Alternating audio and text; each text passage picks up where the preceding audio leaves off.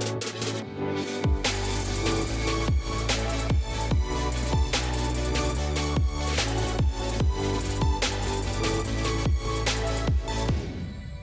you for joining us on the RP Experience. I'm your host, Andrew Regenhard, and today we have our preferred partner, Rob Paul with Swag World, and one of our top producing agents, Kimberly Alvord, with Luxury Group Real Estate, powered by Royal Shell. It's a long one. I have to get it all in there. You got it all in. All right. Well, we're excited to have you both on here. Thank you. Today's topic will be swag, gifts, and of course, real estate, with everything in between. And we're super excited. So on that note, Rob, can you please tell the listeners a little bit about you and how'd you get down to Florida? Sure. I grew up in the Boston area. At 26, I moved to Maryland, D.C. area, where I started an office supply company. I sold that in 1992 to Staples. 3 years later. Yep. 3 years later, I started another office supply company. 12 years after that, I sold it to a local distributor in the D.C. area that probably nobody would know in this area.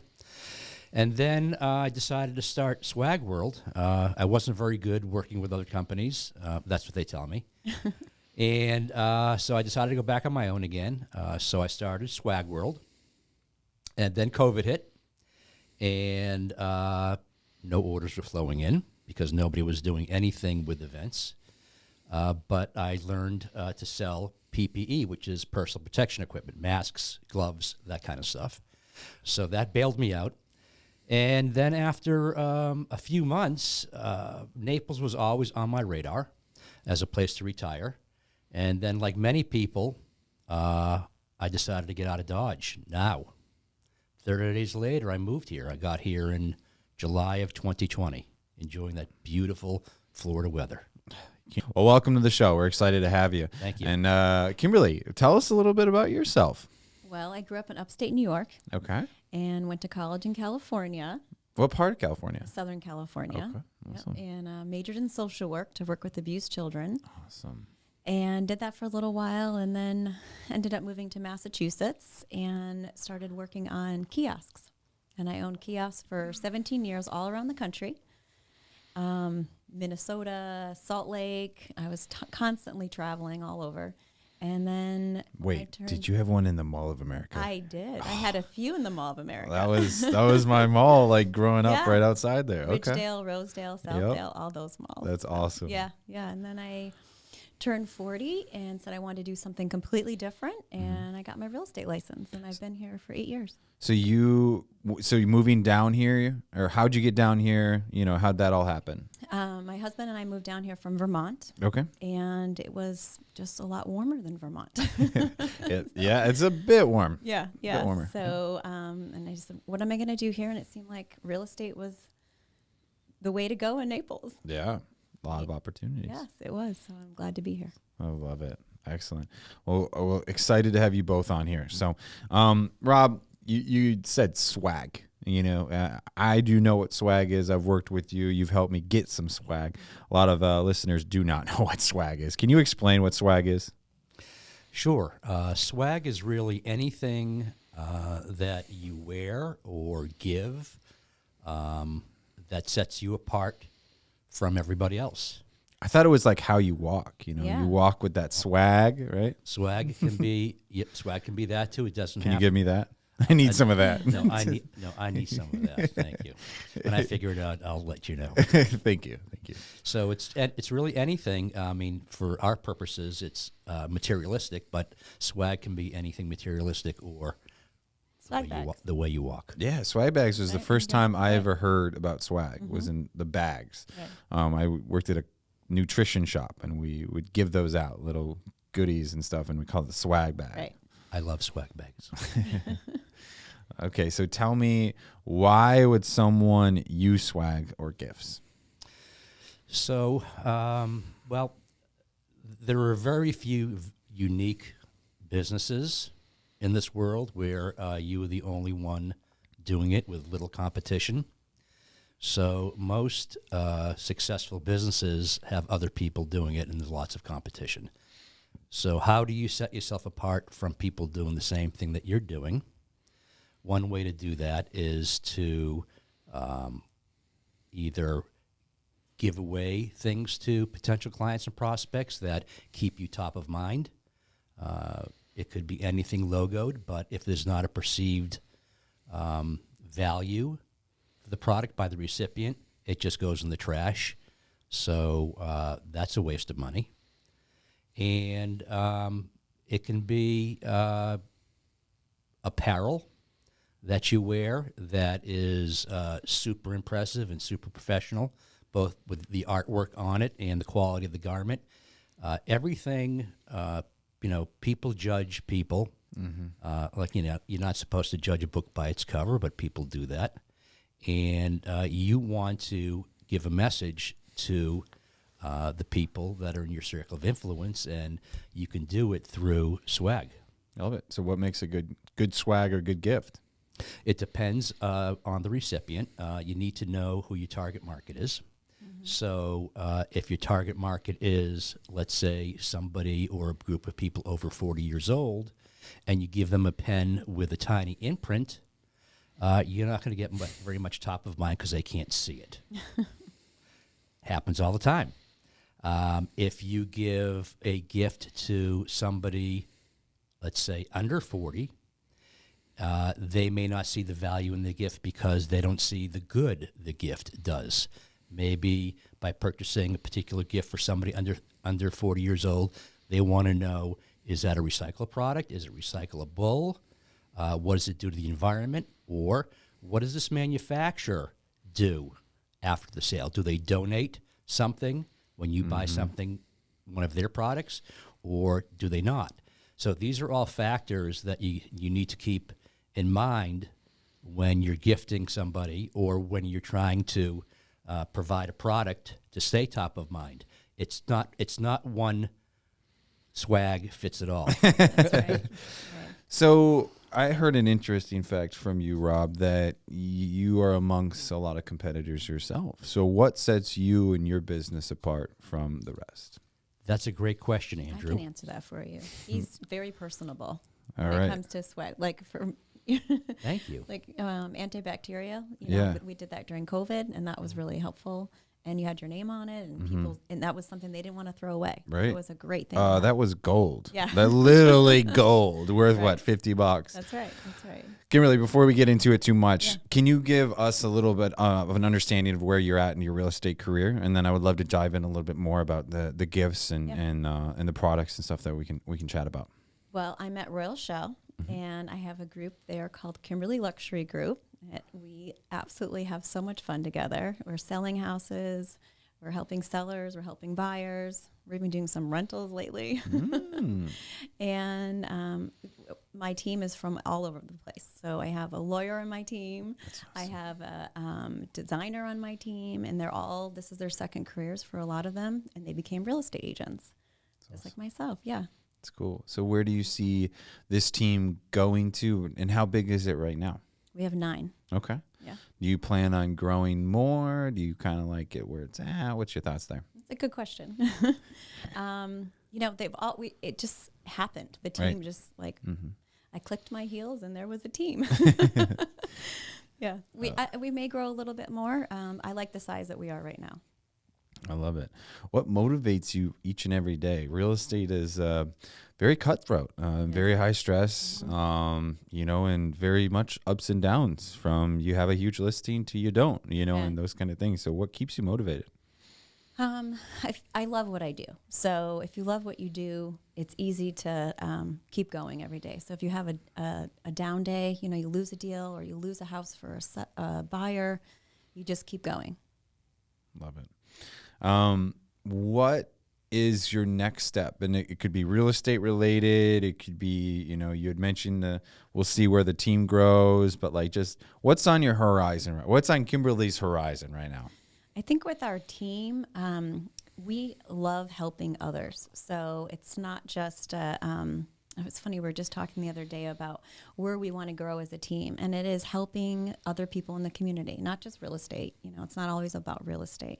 So we were talking about just getting out there and helping some of the needy families. We've done it before last year, and so we're going to do it again this year. Excellent. And maybe there's something we can chat about, and maybe Rob can help there too. Yeah. I can. Well, cool. So this one's back to you, Rob. Yeah. I gotta know, what's the oddest request in regards to swag you've ever received? Easy.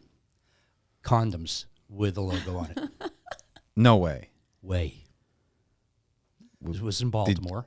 It was wait, pun intended here. Yeah. Did you satisfy the need and got them condoms? I did. I did satisfy their need. I did swipe a few. Unfortunately, I found them in my wallet 10 years later, so they weren't usable. I cannot believe someone would want to brand that. Well, let me tell you why, because it does make sense once I tell you what it was about. So in Baltimore, well, I'm sure many cities, there was a nonprofit that gave away things like clean needles. This is back when AIDS, in the 80s, when AIDS was really big. See, this is where context comes into great play. Right. Yeah. And they wanted the recipient to know where the condom came from. Oh, my goodness. And there was no phone number on it or anything, but yeah, I'm not going to go there. Yeah, that's interesting. We don't have to talk about that anymore. But it's just the fact that they thought through it and they had the audacity to be like, Rob, I need you to make this happen. But impressive that you did. Yeah. So you can put a logo virtually on anything. Literally. Apparently. Yeah. Literally. Now, Rob, you've been in sales, your whole life. Why did you make the switch to swags compared to, the other businesses that you were doing? Yeah, so that's a good question too. Part of the office supply business, which is the business I've basically been in my whole life, promotional products has always been a part of that business. But also part of that business are things like, well, obviously office supplies, janitorial supplies, office furniture. Those particular items carry a lot more profit, which means it carries a lot more commission. So promotional products were always something that we did when somebody said, hey, can you help me out with this? It wasn't anything we led with because the money wasn't there. That said, when I decided to start this is going to be my last company, I didn't want to get involved with brick and mortar, stores, delivery people, trucks, everything that you need in order to have an office supply company. I just wanted to get back into business for myself and utilize my my contact base. Promotional products, there really isn't any need to stock promotional products. We can get samples immediately from manufacturers, drop shipped directly to our customers. So there's very little involved other than getting on the street and making building relationships and getting customers. So it's just something at this stage of my life I just was not ready to invest that kind of money. Mm-hmm. Yeah. Now you both obviously the Mr. Swag and Kimberly, you're very good at giving gifts too. I have some amazing things in the office. When should you guys? This is for both of you. When should someone give gifts? Okay, you want me to Go take ahead. this Yeah, one? go ahead. Okay, so All the time.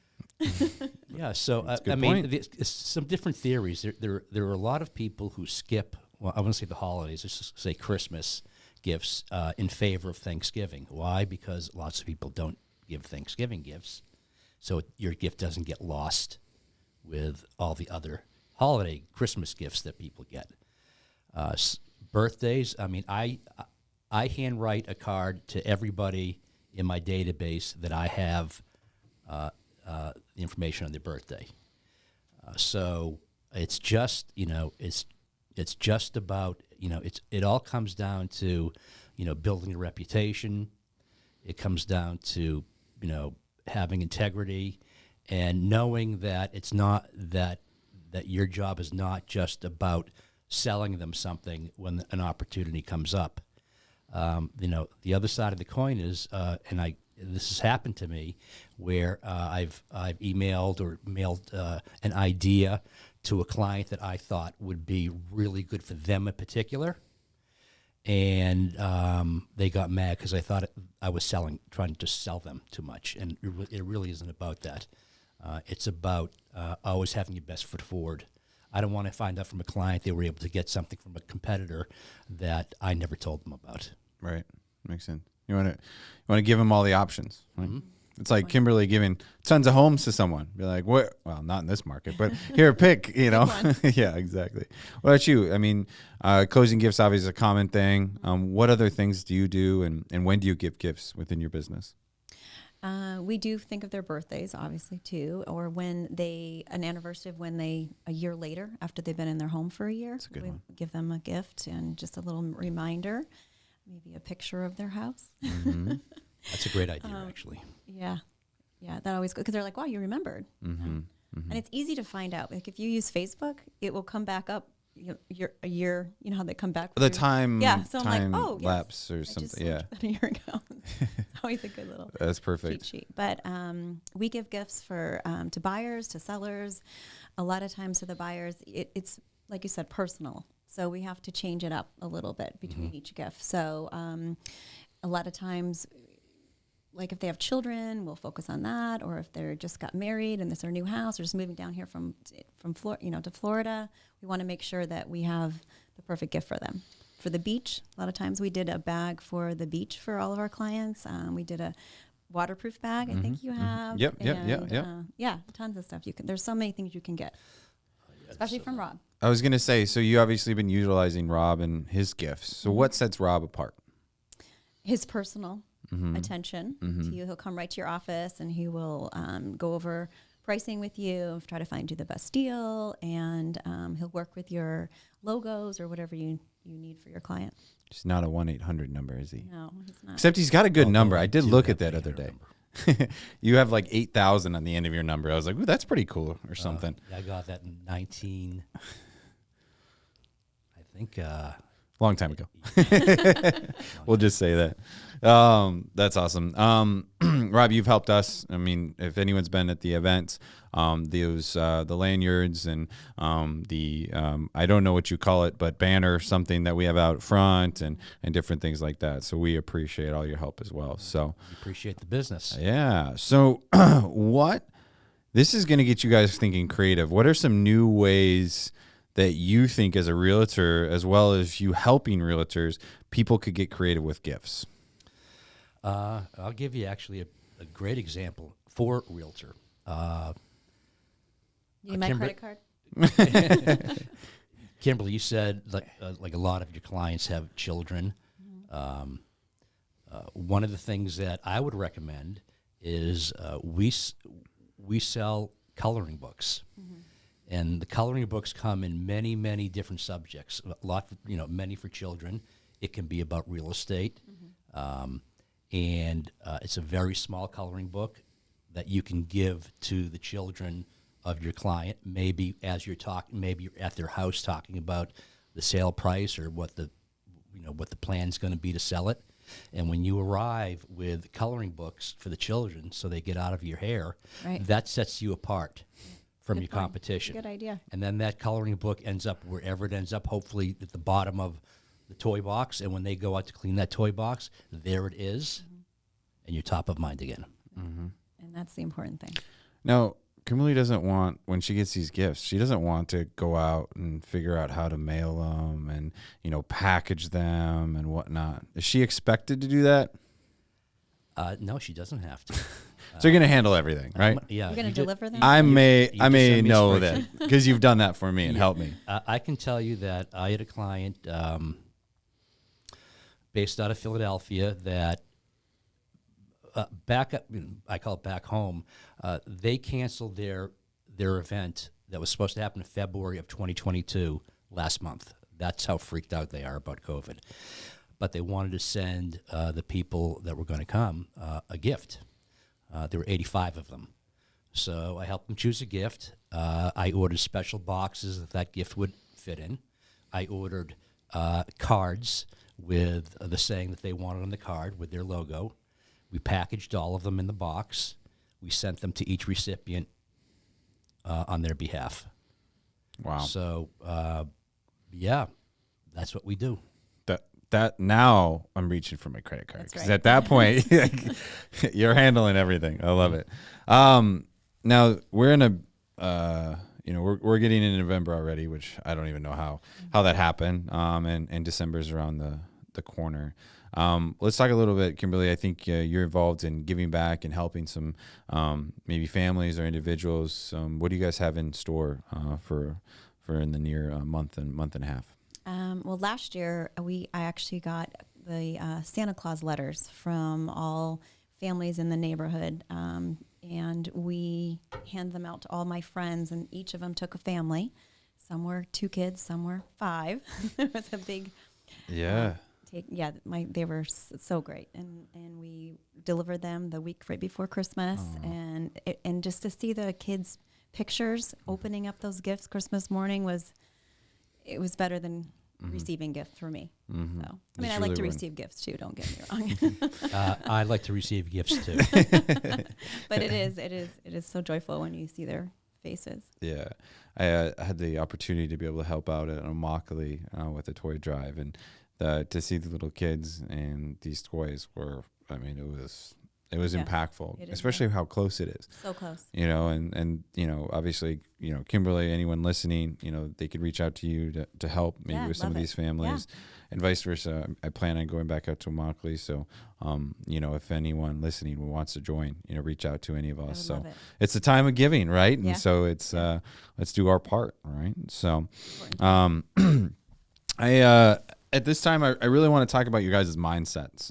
You both are very successful individuals, a couple of businesses that you've created and sold to big companies, and now you're on to another. Kimberly, you've obviously, I know more about your kiosk story and your success, and you just skimmed the very surface. You both are very, very successful individuals. Were you always, in that entrepreneur mindset, or did you kind of pick it up along the way?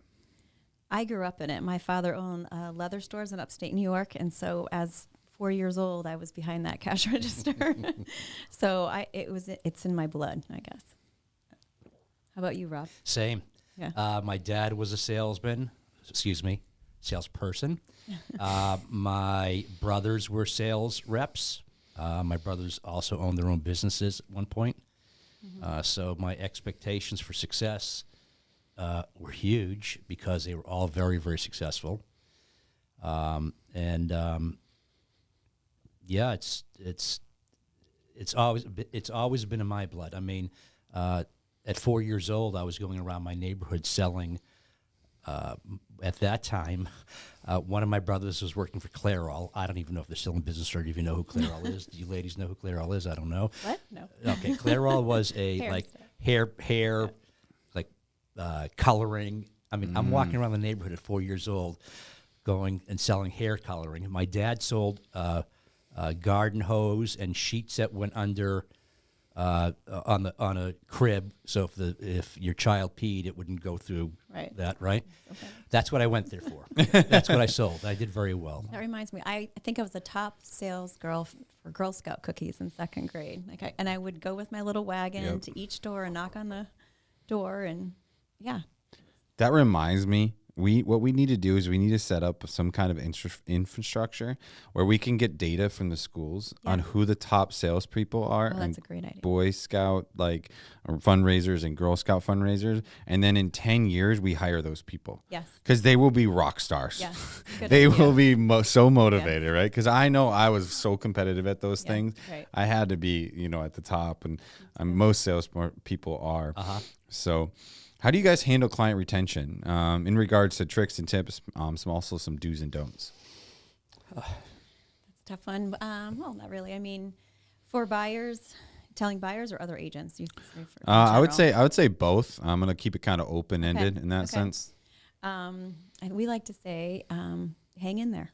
We like to, if you're a new agent, first of all, it's the hardest thing, I think, to be a new agent in this market. It's there's 9,000 of us here. That's just in Naples. Yeah, it's like and 18,000 in all of Southwest Florida. Right, and so there's a lot of competition, and it can be ups and downs, but you just have to hang in there and know the next day is going to be a better day. And same with sellers and buyers. They could be out. They could you know, with this market with buyers, we lose houses all the time for them sometimes, right? You're over ask and you need to be cash, and you know, it's a competitive market. So you have to let your buyers know the next one, if we lose this one, the next one may be better. Awesome. Be a reason. Rob? Yeah, so I want to say this the right way and not sound like a swear word. So I don't do business with people that I don't think I'm going to do business with very well. Mm-hmm. So if I meet somebody and we're not like on the same page, maybe they don't see value in what I do or that kind of thing, I probably I won't work really hard to keep them as a client. Mm-hmm. So they'll probably go away. I just want to do business with people that are professional, that you know, tell it like it is, or at least tell the truth in terms of where they stand. I mean, that was the biggest problem that I had moving from Boston down to D.C., which technically, by the way, is south of the Mason-Dixon line. So I was sort of in the south, and they would just look at me and said, "Rob, listen, man, you need to chill out a little bit. You're too slick." So it's even more so down here. And people don't like to say no. They just don't. They just will say, yeah, call me back. Oh, yeah, call me back. 10 years from now, call me back. I would rather somebody say, you know, Rob, I appreciate the opportunity, but no. All right. Well, you guys, I would love to continue, obviously, chatting and having you guys on here, but we have to wrap this up. So we have our speed round.